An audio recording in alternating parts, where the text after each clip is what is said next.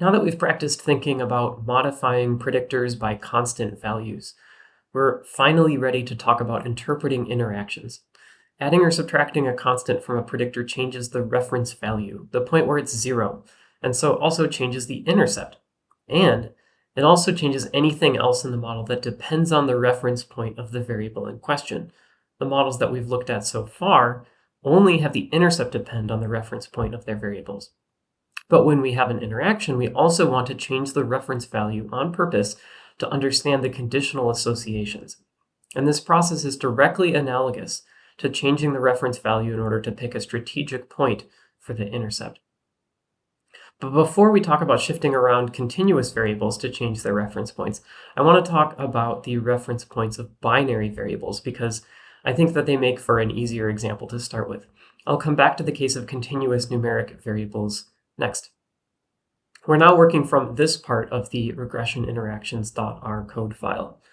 But before I switch to showing you the result of this code in R, I want to emphasize the key code feature that permits us to include an interaction in a linear regression model. This type of LM function call should be familiar to you at this point. We can model price on the basis of transport and material as main effects by fitting a linear regression model with the formula where price is the response variable and transport and material are predictors separated by a plus sign. If I want to include an interaction between transport and material, all I do is change that plus sign to an asterisk. An asterisk is a way to tell R that you want to include the interaction between two variables and all the constituent lower order terms necessary to make that interaction interpretable. You never want to fit a regression model where the predictor is just the product between two of your predictors of interest. That product will not be interpretable as a statistical interaction. Instead, you would need to include transport and material and the product of transport and material, just like we talked about. The asterisk is a way to tell R to do all of that. So here I've actually run this LM function call. I've taken the formula with price being modeled on the basis of transport asterisk material, where all those variables come from the robot's data frame, and I've plugged it into the linear regression function LM. I've plugged the whole thing into the summary function because I don't need to keep the result of this function call for any future purpose.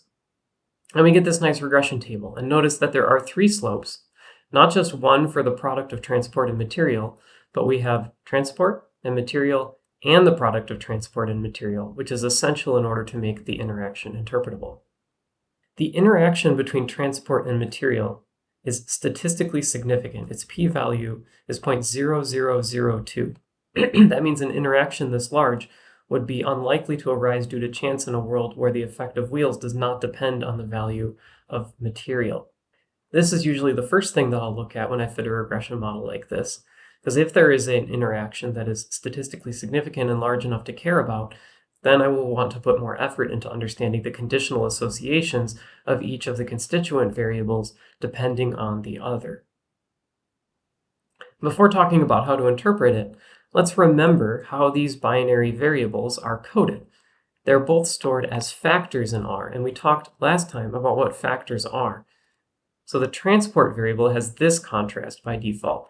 The contrast is going to be called wheels, and it is a dummy variable where all of the values of transport that were legs will be coded as 0, and all the values that were wheels will be coded as 1. Material has a similar contrast called plastic, where the metal robots have 0s and the plastic robots have 1s. If we were to manually create variables with 0s and 1s, we would get the same result. So here I've manually created 3 new variables in our robots data frame. The first one is the result of checking which robots have wheels and converting the trues and falses to numeric.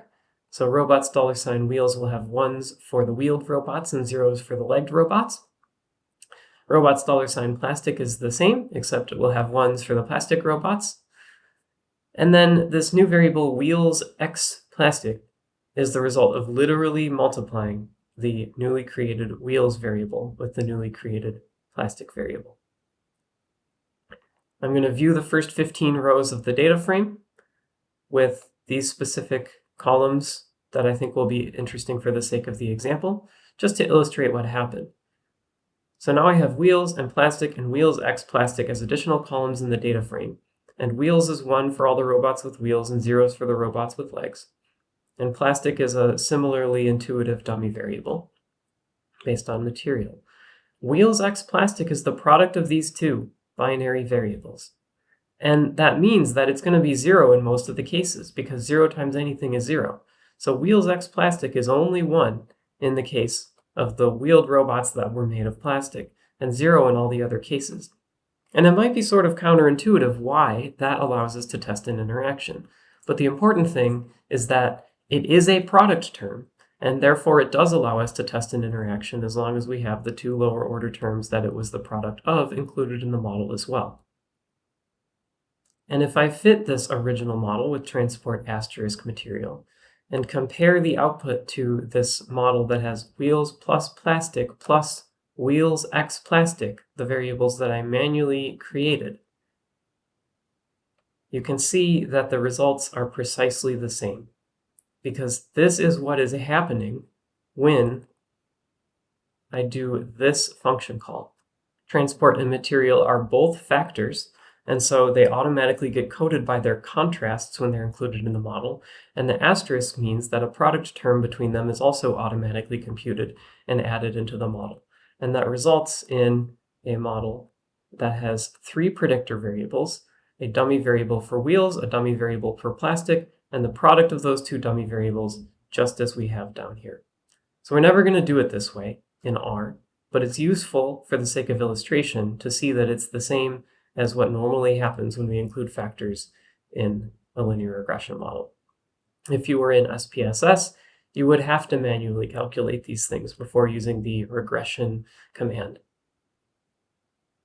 So now let's think about the conditional associations or simple effects. And first, I just want to remind you of the mean prices for each of these 4 types of robots that we're interested in for the sake of understanding the example. So when we're interested in material and transport only, there are 4 unique kinds of robots that fully define the example that we're working with. Metal robots with legs that have a mean price of $106.71, metal robots with wheels, whose mean price is $108.28, plastic robots with legs who have a mean price of $104.30, and plastic robots with wheels who have an average price of $91.32. And those 4 means characterize the regression model that we're about to explore. One way to think of it is to think about how the association between material and price depends on transport. I'm using the relevel function again, just like in the last video series, to specify that I want the reference category for transport to be legs.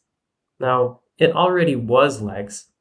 Transport wheels was the indicator variable that was included by default, meaning that legs was the reference category.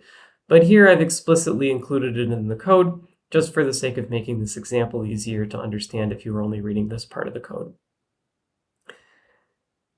In this model output, we have an intercept of 106.71. That represents the fitted value of the model at the point where all 3 predictors are 0. And the point where all 3 predictors are 0 is the robots with legs, the reference category for this variable, and the robots made of metal, the reference category for this variable. And this term will also be 0 when those 2 terms are 0. In other words, 106.71 is the fitted value for the metal robots with legs, and it's also the mean price for the metal robots with legs, precisely. It is defined that way because this regression model fully encapsulates the 4 means shown on the screen still. 1.57 is the slope for transport wheels from this regression model, and that represents, among the metal robots, the difference between those with legs and those with wheels. It no longer represents the overall mean difference between robots with legs and robots with wheels, like when we were dealing with binary variables in simple linear regression last week. Now it's conditional on the value of the other variable that it's interacting with. And we can see that 106.71 and 108.28 are different by precisely this amount. 108.28, the mean for the metal robots with wheels, is $1.57 more than the mean for the metal robots with legs. we can interpret the slope of transport wheels at the point where the moderating variable material is 0, the robots made of metal. The slope for material plastic, negative 2.42, represents the difference between metal robots and plastic robots. In other words, the effect of plastic for the reference category of the transport variable, the robots with legs. In other words, the difference between 106.71 and 104.30. That difference is negative 2.42. The plastic robots cost $2.42 less than the metal robots when they have legs specifically. This term, too, is interpreted at the reference point of the other variable in the interaction. So now I've talked about the conditional association between material and price at one value of transport, the value of transport that's legs, the reference value in this model. The association is negative and not statistically significant. That is, plastic robots are less expensive than metal robots by an amount that is not large enough for us to confidently say that it's different from what would be expected due to chance alone when the robots have legs. But what about when the robots have wheels? We know that the interaction is statistically significant, which is another way of saying we know that the difference between metal and plastic robots depends on whether they have legs or have wheels. So let's change the reference category of the transport variable to wheels instead of legs, in the same way that we did when we were dealing with categorical variables in simple linear regression in the last session. The relevel function takes a factor as its input, specifies a new reference category, and when I use the assignment operator to replace the old version of that factor, then the new version of the variable has this new reference category, and its contrasts will be updated accordingly. So when I fit the same regression model again, I'm calling summary of LM, with this formula that has this interaction. Now I get transport legs instead of transport wheels, because wheels is the reference category. And the key thing that changed is the slope of material plastic. If I scroll up a little bit, you can see what the table looked like before and what it looked like now. The interpretation of this slope is the difference in price between the plastic robots and the metal robots in the case where those robots have wheels. The plastic robots are $17 less expensive than the metal robots when they have wheels.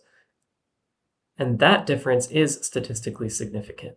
It's large enough that we would not expect it to arise due to chance alone in a world where metal and plastic robots on average had the same price and our experiment just happened to have relatively cheap plastic ones. So when we were looking at robots with legs, we saw a small and not significant difference between plastic and metal robots. And now that we're looking at robots with wheels, we see a larger and statistically significant difference, negative 17. And when we look back at the means, we can see that among those robots that have wheels, the difference between the metal robots and the plastic robots indeed is around 17, as opposed to the relatively small discrepancy that there was for the robots with legs.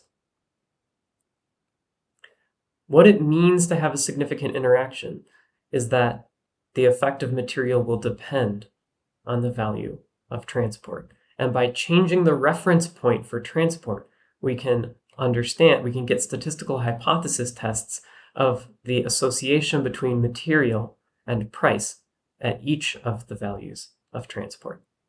It's also worth pointing out that 108.28 is different from what the intercept was when the reference value of transport was legs instead of wheels. That's because it now represents the mean value of the robots that have wheels and are made of metal, instead of the mean value of the robots that have legs and are made of metal. Another way we could think about this interaction is in terms of the association between transport and price depending on material. I'm showing the means again for convenience, and here I have specified that the reference category of material should be metal. It already was, but I'm being explicit here just to make the example easy to understand. And I fit the same regression model again. All I'm doing is I change the reference categories as I alter how these variables are encoded. And this time I'm going to focus on the slope associated with transport. The robots with legs are $1.57 less expensive than the robots with wheels when they're made of metal, because metal is the reference category for material. But again, we already know the interaction is statistically significant. We already know that means that the association between transport and price depends on material. So let's see what it is for the other material. I'm changing the reference category of material to plastic and fitting the model again. And now I can see that the robots with legs are $13 more expensive than the robots with wheels, conditional on those robots being made of plastic.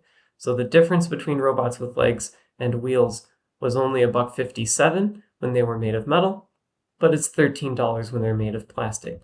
And that should correspond to the exact differences that we see between legs and wheels in the means, depending on whether we're looking at the row where they're made of metal or the row where they're made of plastic. It's also worth pointing out that the intercept here, 91.32, of course represents the fitted value of price for the robots that have wheels and are made of plastic. In other words, the mean price for robots with wheels made of plastic, and it should match precisely the 91.32 that we see in this table of means here.